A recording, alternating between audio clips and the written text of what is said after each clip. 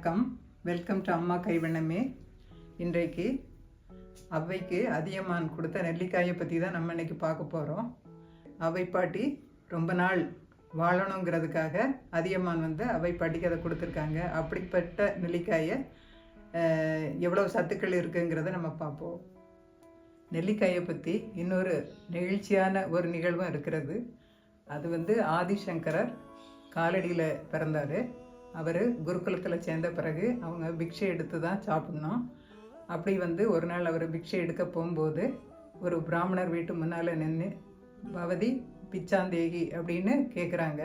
அப்படி கேட்கும்போது வீட்டில் அந்த பிராமணர் இல்லாதனால அந்த வீட்டில் இருந்த அம்மா வீடு பூரா தேடுறாங்க. அவங்களுக்கு பிக்ஷை போடுறதுக்கு ஒன்றும் இல்லை. அதனால் அவங்க ஒரு தட்டில் காஞ்ச நெல்லிக்கனி இருந்தது. அதை எடுத்து அவருக்கு எப்படி கொடுக்குறது அப்படின்னு சொல்லிட்டு வேற இல்லையே, அதனால் அதை போடுறாங்க. போட்ட உடனே அவங்களோட வறுமை நிலையை தெரிஞ்ச ஆதிசங்கரர் மகாலட்சுமி தாய்கிட்ட வேண்டுறாங்க. வேண்டும்போது மகாலட்சுமி தேவி நேரில் அவங்களுக்கு நல்ல செல்வங்களை கொடுக்குறாங்க அப்படின்னு நெல்லிக்கனியை பற்றி இன்னொரு இந்த அற்புதமான நிகழ்ச்சி நடந்திருக்குது. அவ்வளவு சக்தி வாய்ந்த நெல்லிக்காயை பற்றி தான் நம்ம இன்னைக்கு பார்க்க போகிறோம்.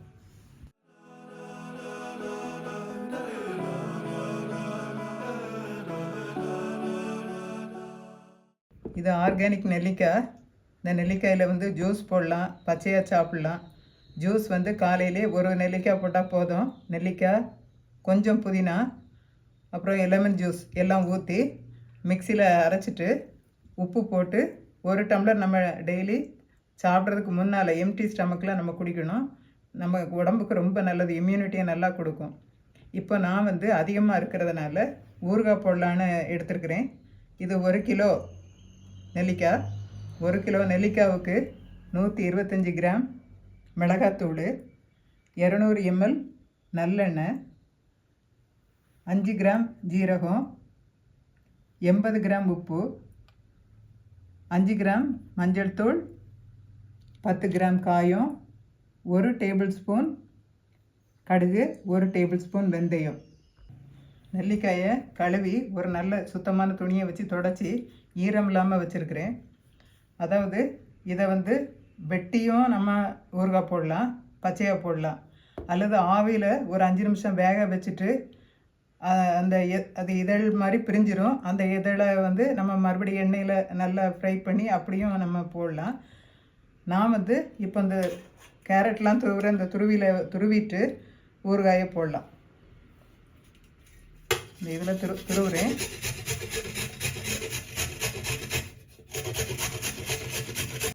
நெல்லிக்காயை கூஸ்பெரினும் ஆம்லான்னு சொல்லுவாங்க. இந்த நெல்லிக்காய் NA7 வெரைட்டி. அப்புறம் நான் இதில் நாட்டு நெல்லிக்காயும் இருக்குது. பழைய காலத்துலலாம் அரை நெல்லிக்காய்ன்னு தான் சொல்லக்கூடிய வேற ஒரு நெல்லிக்காய் மட்டும்தான் இருந்தது. இதெல்லாம் ரீசெண்டாக வந்தது தான். ஆனால் மக்கள் இந்த ஹைப்ரிட் வெரைட்டிகளை தான் விரும்புகிறாங்க. நெல்லிக்காயில் இரும்பு சத்து அதிகம் இருக்குது. அதனால் ஹீமோகுளோபின் நமக்கு அதிகமாக வரும். ஷாம்பு தயாரிக்கிறதுக்கு அதை யூஸ் பண்ணுறாங்க. மலச்சிக்கலுக்கும் ரொம்ப நல்ல ஒரு மருந்து. கண்ணுக்கும் ரொம்ப நல்லது. கெட்ட கொழுப்பை கரைக்கக்கூடிய தன்மை இதுக்கு இருக்குது. தோலுக்கும் இது நல்லது. நெல்லிக்காயெல்லாம் துருவி முடிச்சிட்டோம். இனிமேல் அடுத்து இந்த ஜீரகம், வெந்தயம், காயம் 3 வறுக்கலாம். காயத்தை எண்ணெய் ஊற்றி தான் வறுக்கணும். இது 2 ட்ரை ரோஸ்ட் பண்ணிக்கலாம். வெந்தயத்தை போட்டுடலாம். ஜீரகத்தையும் அதோட சேர்த்தே போட்டுடலாம்.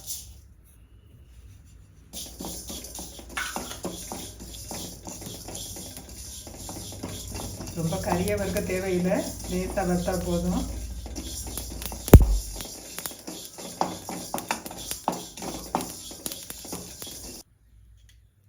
நல்லெண்ணெய் கொஞ்சம் ஊற்றிருக்கிறேன். அதில் இந்த காயத்தை வறுத்து எடுத்துடலாம்.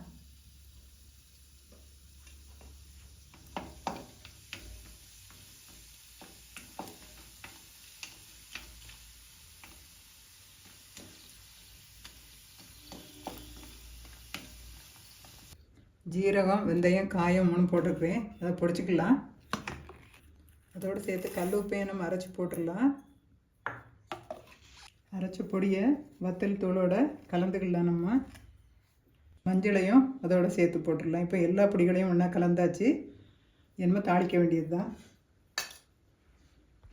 நெல்லிக்காய் கொஞ்சம் துவர்ப்பு தன்மையோடு இருக்கிறதுனால நம்ம கொஞ்சம் ஒரு 25 கிராம் வெல்லம், நாட்டு சர்க்கரை அதையும் போட்டுடலாம். கேஸை ஆன் பண்ணி சட்டியை வச்சாச்சு. இது நல்லெண்ணெயை ஊற்றலாம்.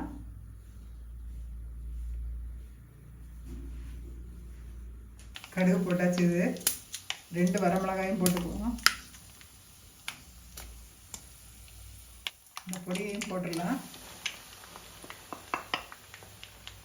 பொடியை நல்லா எண்ணெயில் வதக்கி விட்டுடுவோம்.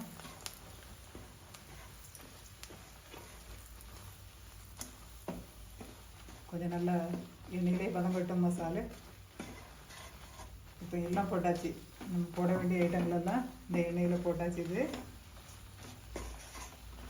இந்த பச்சை வாசனையெல்லாம் நல்லா போயிடும்.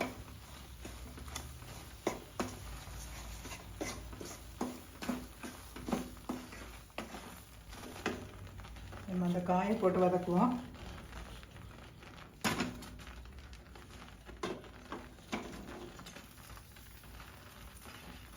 எல்லா நெல்லிக்காயும் நம்ம போட்டுடலாம். எண்ணெய் கொஞ்சம் அதிகமாக தேவைப்பட்டால் கொஞ்சம் ஊற்றிக்கலாம். ஒரு 100 ml அதிகமாக ஊற்றிக்கலாம். எண்ணெய் நல்லெண்ணெய் தான், அது வந்து ஊற்றினா கெடாது.